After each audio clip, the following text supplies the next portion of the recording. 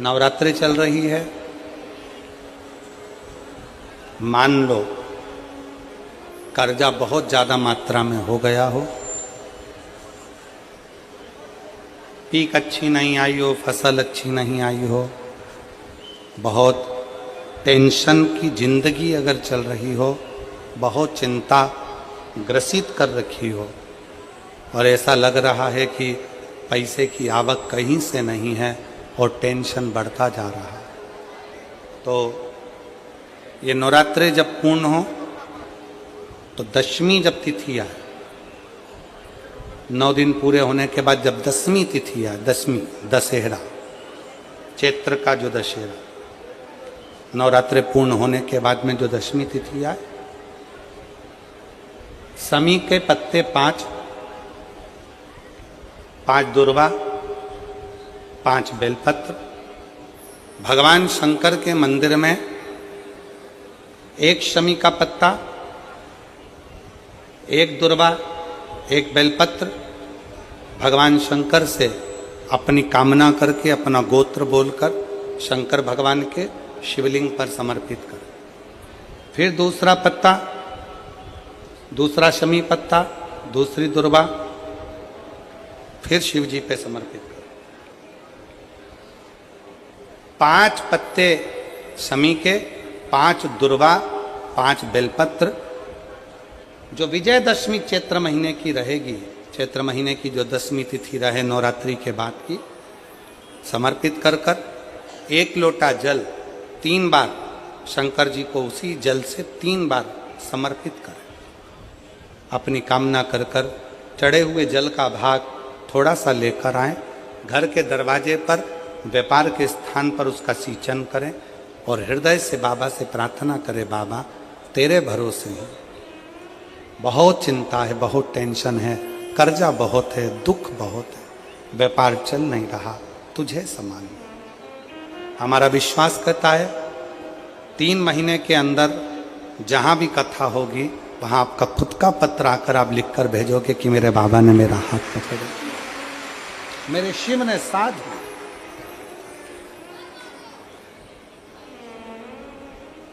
विजयदशमी पर शमी के पत्र की बड़ी महत्वता होती है।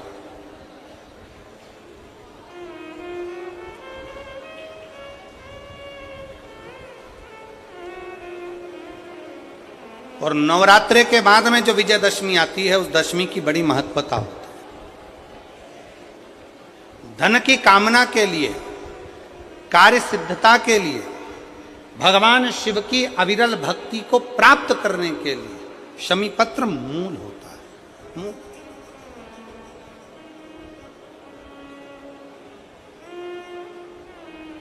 और हम तो बिल्कुल कहेंगे शहादा वालों से भी, और जितने आस्था चैनल पर कथा सुन रहे हैं, जितने टीवी पर कथा सुन रहे हैं, मोबाइल पर कथा सुन रहे हैं, कि कभी कभी 2 स्थान पर दीप लगाने में पीछे मत हटो। पहला, बेलपत्री के वृक्ष के नीचे। दूसरा, कहीं मौका लग जाए तो शमी के वृक्ष के नीचे भी कभी कभी अपनी कामना के लिए बाबा से प्रार्थना कर कर कि बहुत कर्जे में लदालूम हूं, बहुत तकलीफ चल रही है, तो बेलपत्री के वृक्ष के नीचे भी दिया लगाओ और शमी के पेड़ के नीचे भी दिया लगाओ। कभी कभी बाबा से प्रार्थना, फल मिलता। समय आया, ब्रह्मा जी को बड़ का पेड़ बना दिया, बट वृक्ष, ब्रह्मा जी के शीश को बट वृक्ष बना दिया, बट वृक्ष। और फिर और नवरात्रे में भी देवी की आराधना का एक स्मरण का सुख है महाराज।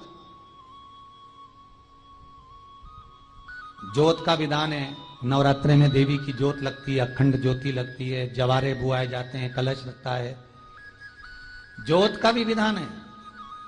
जिसके यहां दिया अखंड जलाया जाता है, अगर वो दिए की लो, दिए की बाती अगर दक्षिण दिशा की होती है तो उसके घर में साल भर में एक घात जरूर होती है।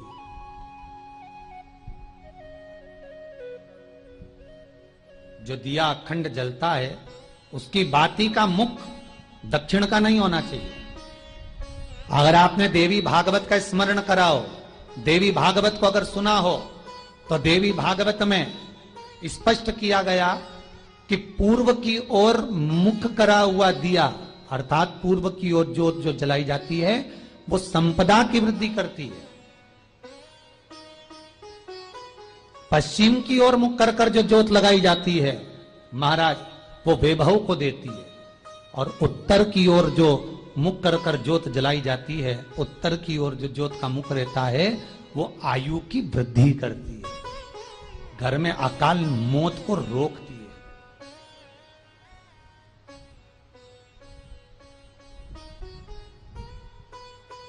रात्रि का जो भाव तत्व है उसको भी अच्छे से समझ लेना। दक्षिण की ओर ज्योत ना लगाएं। अगर आपको लगाना है पूरब की लगाएं, पश्चिम की लगाएं या उत्तर की लगाएं। और जितने दिन महारानी जगदम्बा जगतधात्री दुर्गा भवानी, अब की बार माताजी घोड़े पर आई है। हर बार देवी बदल बदल के आती है, इस बार जो नवरात्रे आए वो घोड़े के आए।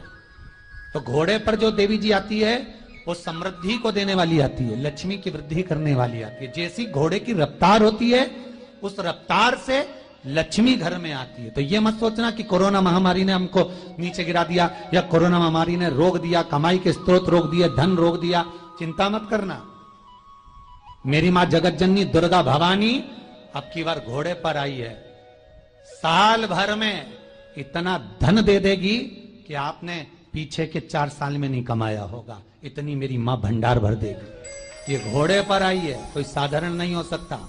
देवी भागवत में स्पष्ट किया गया, जब जगदम्बा मगर पर आती है उसका भाव अलग है, और जगदम्बा जब हाथी पर आती है उसका भाव अलग है, और जगदम्बा जब घोड़े पर आती है तो जगत को समृद्धिवान बना देती है, वैभव में कमी नहीं आती।